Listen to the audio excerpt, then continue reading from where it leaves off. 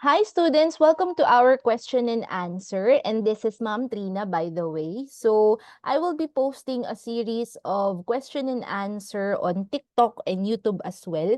So for the first part of the series, it will be about microbiology. So we will tackle yung mga question and answer po, yung mga high yield questions and recalls po on different board exam subjects, and included dun yung ating molecular biology. Okay, so please stay tuned lang po and please try to answer as we will discuss each and every questions. Okay, so for question number 1, the most common etiologic agent of infections associated with the surgical insertion of prosthetic devices such as artificial heart valves and cerebrospinal fluid shunt is it A, S. aureus, B, S. epidermidis, C, S. saprophyticus, or C. diphtheriae? Ano pong tamang sagot natin dito? Okay, the correct answer would be letter B. That would be your Staphylococcus epidermidis. Please take note po of your S. epidermidis. That is the one that causes your endocarditis and associated with your prosthetic heart valve surgery infection. And the virulence factor of our S. epidermidis, that would be the slime layer. Okay, take note lang po natin that these type of microorganisms are normal flora of the skin. But once na naging immunocompromised si patient or meron po silang pagkakataon no, na ma-invade yung system ni patient yan, doon po sila nagiging opportunistic and may cause infection to our patients. Please take note po of our S. epidermidis. They would appear as non-hemolytic on your SBAP, or what we call your sheep's blood agar plate. Okay? For the next question, number 2, what is said to be the reference method described by your CLSI for testing your anaerobic bacteria? So, question lang natin, no, or recall lang natin, what is your CLSI? What does CLSI mean? CLSI is your Clinical and Laboratory Standards Institute. It is a non-profit organization. Sila po yung parang mga tinatawag na governing body that develops laboratory standards worldwide. So yung mga breakpoints natin on different antimicrobials for your microbiology testing, doon natin usually doon po natin sila usually chine-check on our CLSI M100. Okay, yun yung reference natin for your AST testing on the breakpoints of your different antimicrobials. So going back to the question, what is said to be the reference method described by the CLSI for testing your anaerobic bacteria? Is it A, agar dilution method? Is it B, microdilution? C, disc diffusion, or none of the choices? Okay, so kung natatandaan si disc diffusion, ito yung tinatawag nating Kirby-Bauer, wherein you have your Mueller-Hinton agar plate and you will impregnate the different antibiotics, diba? Si microdilution naman for the tubes, agar dilution naman is yung inyong may MHA, with a doubling dilution naman. So ano pong tamang sagot natin dito? The correct answer would be letter A, sorry. That is your agar dilution method. So let us just read yung ating rationalization for the correct answer. Again, so for the question number 2, tamang sagot is letter A. So the reference method described by your CLSI for testing your anaerobic bacteria is agar dilution method. And the recommended medium is supplemented by your Brucella Lake sheep's blood agar. And as noted, however, yung tinatawag po nating agar dilution, it is not practical to use in the routine clinical laboratory. So that's why meron po tayo mga manufacturers or different brands na ang ginagamit na po natin in testing the AST of your anaerobic bacteria would be broth microdilution. Again, ang reference method is what we call the agar dilution. However, hindi siya practical, kaya ang ginagamit na po as routine is what we call broth microdilution. So this is coming from the textbook of your Connie Mahon or Mahon. So agar dilution, this is what your agar dilution looks like. So antimicrobial concentration in organism on our agar-based medium, and it would allow examination of one or more bacterial isolations per plate, as you could see on the photo on your right. And each doubling dilution of an antimicrobial agent is incorporated into single agar plate. Okay, so testing of a series of 6 dilutions of one drug series requires 6 plates plus 1 positive growth control plate without the antibiotic. So ang standard inoculum size natin is around 1:10 to the 4th power over colony forming unit per ml. So ang advantage daw po ng paggamit ng tinatawag nating agar dilution method is it could cultivate or mag-grow dito yung parang mga fastidious natin ng mga organisms such as Silanaceae gonorrhoeae. However, hindi nga po siya practical and hindi siya commonly used. So that's why ang still na ginagamit pa rin po natin on our laboratories this day is microdilution. Okay, number 3, which of the following is not a correct statement regarding to your blood culture, in regards to your blood culture? Is it A, collection of 10 to 20 ml per culture for adult is recommended? Letter B, 2 or 3 blood cultures are recommended as optimum. Letter C, volume of blood culture is critical in culture. And letter D, a blood drawn for culture may be allowed to clot. Okay, so ano pong tamang sagot natin dito? So isa-isahin po muna natin yung ating mga choices before we dive into the correct answer. So ang unang statement natin dito is saying na the collection of 10 to 20 ml per culture for adult is recommended. So is this a correct statement or not? Okay, correct naman po ito. Okay, commonly po yung ating mga sterile bottles, example na lang, magandang drawing ng bottle yan, no? Ang ating pong sterile bottles, they usually, ang volume po nito is around 10 to 15 ml. Okay, merong mga 8 to 10 ml. Okay, so recommended naman po yung statement number 1. 10 to 20 ml per culture for adult is recommended. Okay, statement number 2, 2 or 3 blood cultures are recommended as optimum. So this is also a correct statement because minimum po talaga for adult is around 2 to 3 bottles wherein yung first bottle mo should be aerobic, the other bottle should be anaerobic. Okay? Para po matarget natin yung aerobic and anaerobic microorganisms if ever na merong present doon sa bloodstream ng ating patient. Okay? So 2 to 3 bottles talaga ang recommended. And statement number 3 or statement C, the volume of blood culture is critical.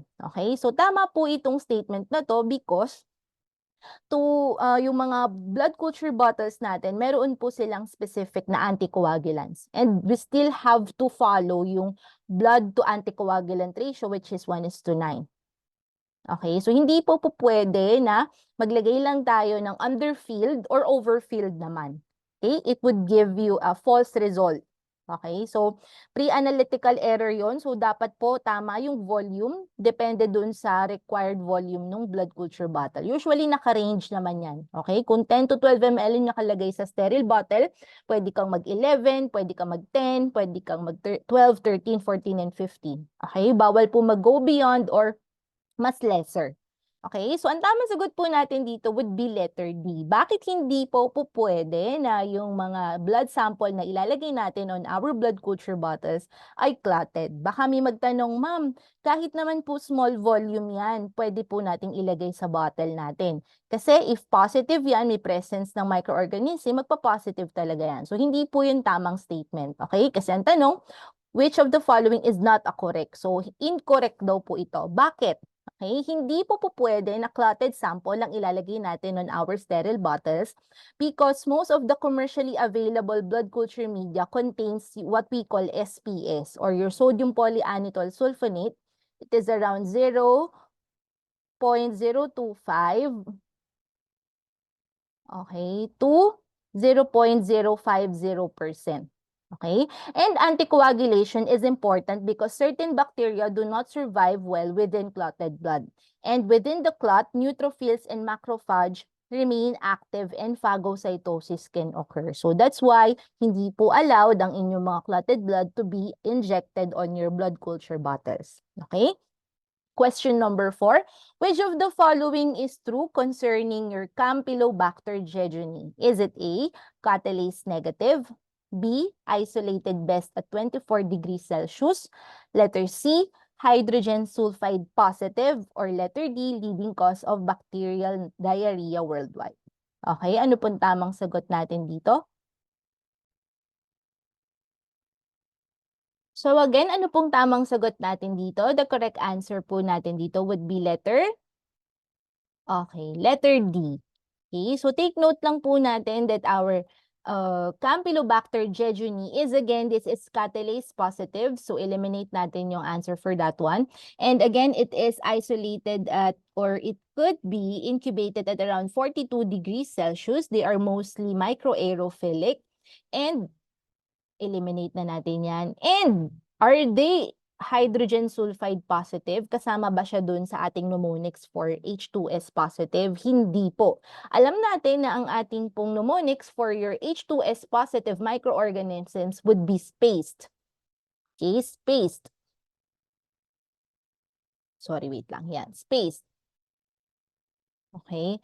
However, ang ating pong space stands for Salmonella, Proteus, your Providencia, Arizona.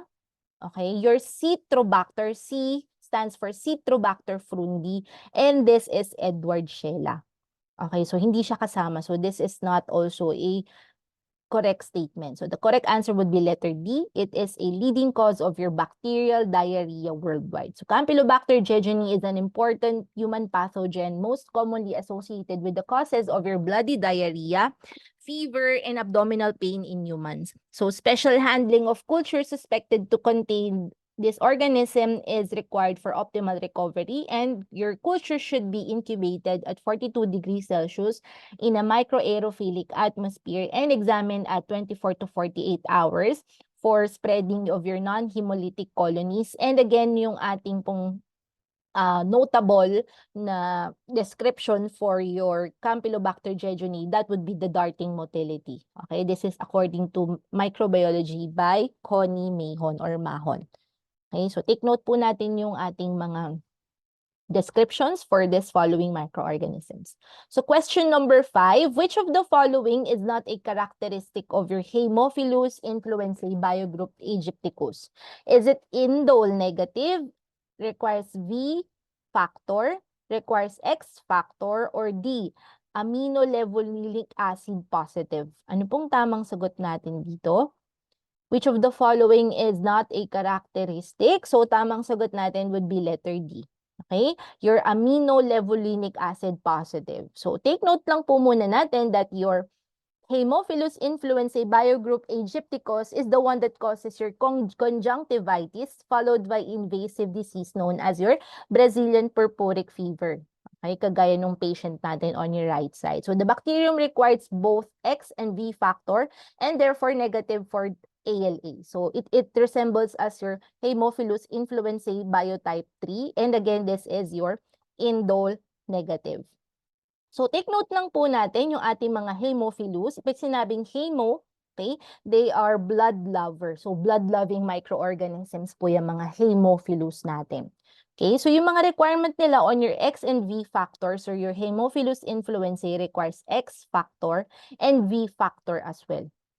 Okay, so this organism will grow only around the disc that provides appropriate factor for growth. If they need the X factor and the V factor, they will grow around that specific disc. Okay. Next naman po natin, if it's para-influenzae, this is negative on X factor and positive on V factor. So take note lang po natin na negative ang ating Haemophilus influenzae on your ALA. Okay, take note lang po. Okay, question number 6, which of the following is a non-fermenter? Is it E. coli, B. Pseudomonas aeruginosa, C. Yersinia enterocolitica, or D. Serratia marcescens? Okay, madaling sagutan to. Bakit?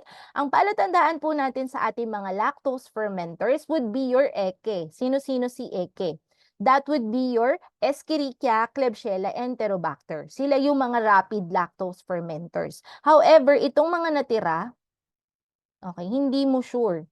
Okay, if it's under yung tinatawag natin na late lactose fermenter or non-fermenter sila. So, wag ka na pong malilito doon sa ating mnemonics for your late lactose fermenters that has only one enzyme such as your beta-galactosidase.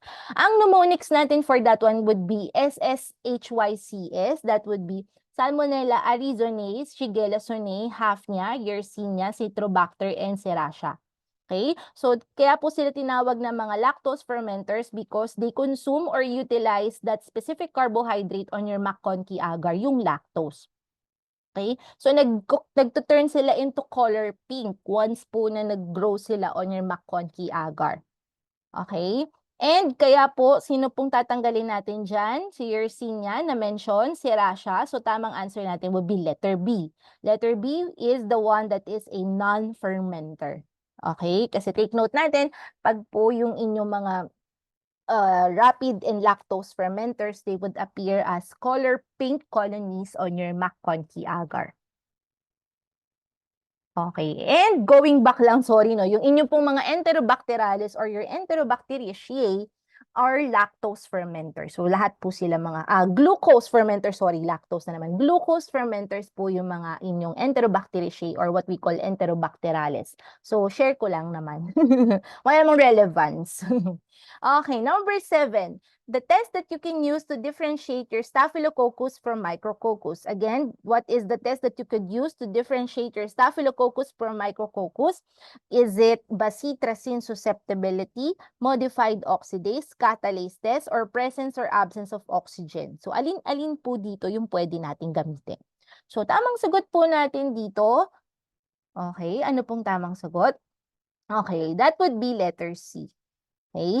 That would be letter C. That would be your 1, 2, and 4. Bakit hindi po natin pwedeng gamitin si catalase test? Because again, ang ating pong catalase test for your Staphylococcus and Micrococcus, they would give you positive result. Pareho silang positive sa catalase. So, hindi mo ma-differentiate which is which. But then again, you may use bacitracin, modified oxidase, and the presence and absence of oxygen. It is because, okay, in yung ating pong Staphylococcus, they would grow aerobically because mga facultative naman yung mga yan, no? Facultative anaerobe. Yung Micrococcus po natin, that would grow positive as well. Pero pagka naman po sinubject na natin sila on anaerobic environment, magpa-positive si Staphylococcus or they would grow since they are facultative anaerobe. Whereas for Micrococcus, mga strictly aerobic microorganisms lang yan. Okay? Kaya pwede natin gamitin yung presence or absence of oxygen to differentiate if Staphylococcus or Micrococcus yung ating pong organism. Next, sa lysostophine naman po, lysostophine test, we could also use that one kaso hindi siya kasama sa inyong multiple choice since magiging susceptible si Staphylococcus. So take note natin tong test na to since this is lysostophine, no, that would be to lyse the Staphylococcus, parang lyse the staph. Okay, so susceptible si staph, resistant si Micrococcus. Next naman po on your bacitracin or taxo A, resistant si staph, susceptible si Micrococcus. Modified oxidase naman po, magiging negative si Staphylococcus, positive si Micrococcus. Okay, ayan. So, yun po yung mga test na pwede natin gamitin on the differentiation of your Staphylococcus and Micrococcus. Because then again, pareho silang gram-positive cocci and pareho po silang catalase positive. Okay, question number 8. Given the following specimen arrive in the laboratory at the same time, which should be dealt with first? Again, given the following specimen arrive in the lab at the same time, which should be dealt first? Okay, is it your CSF, your urine, sputum, or wound exudate? Okay, correct answer po natin dito would be your CSF. Okay, I know naman po na all of this specimen should be addressed or tested immediately. Okay? However, specimens require prompt processing after arrival in the laboratory and meron po silang level of priority. Uy, sana all pina-prioritize. Okay, so number 1 po natin, the level 1 of the sample specimen prioritization, that would be yung mga critical or invasive. So that includes the amniotic fluid, blood, brain, CSF, and heart bulbs. Okay? So, yung mga next naman doon, yung mga unpreserved natin such as body fluids, bone, drainage from wounds, feces, sputum, and tissue. Next, level of prioritization, number 3, yung quantitation required, that would be yung catheter tip and urine. Okay? And lastly po, yung mga preserved natin. Since may mga preservatives naman na sila, they could be placed on your refrigerators or room temperature depending on the protocol of the laboratory. Okay?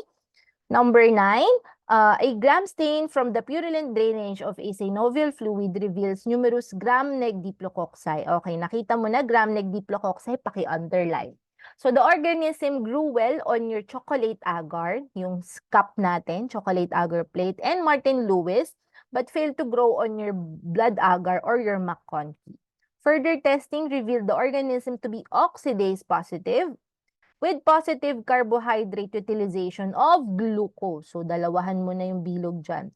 All other carbohydrates were negative. So, the beta-lactamase result was positive. So, ano po yung suspected nating microorganism that have grown?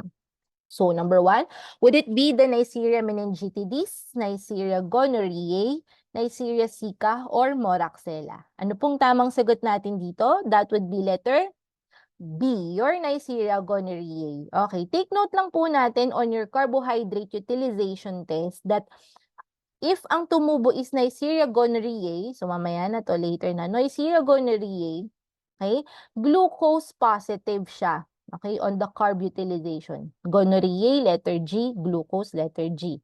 Okay, negative on maltose, sucrose, lactose. If it's meningitidis, Neisseria meningitidis, positive siya sa maltose, letter M. Okay.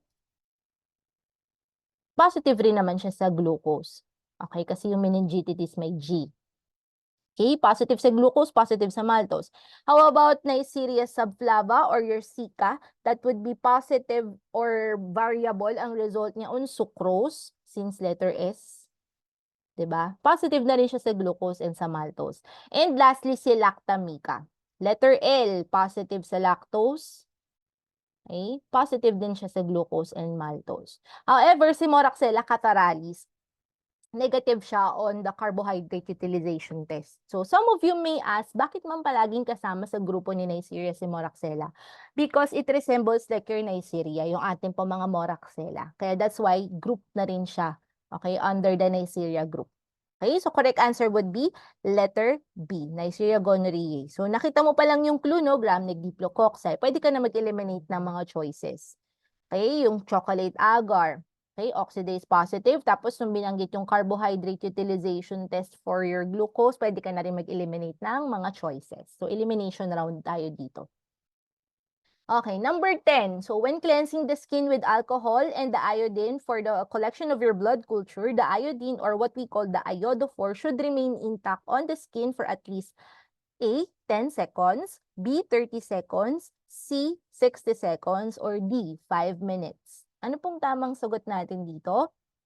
Okay, tamang sagot natin dito would be letter C. So, meron pong mga references according to CLSI na 30 to 60 seconds. Pero if the optimal or yung maximum, dapat 60 seconds. Bakit po natin dapat hayaang mag-dry muna or mag-remain intact on the skin of the patient yung ating pong mga iodine or alcohol for 60 seconds? So, take note natin yung mga aseptic natin na mga substances or even the alcohol, they are volatile substance. And for them to take effect on the skin, dapat po hayaan natin silang mag-remain intact or mag-dry before natin i-perform yung ating venipuncture.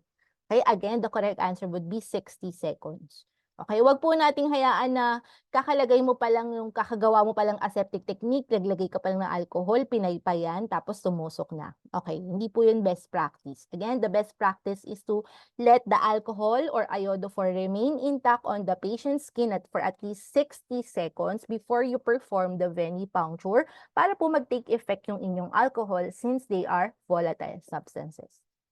Okay, so good luck po, future RMTs. And again, I would leave you with the quote saying, it's never too late for anything. And I will see you on our next videos for our question and answer. So if you have any questions or clarification, please do not hesitate to email me.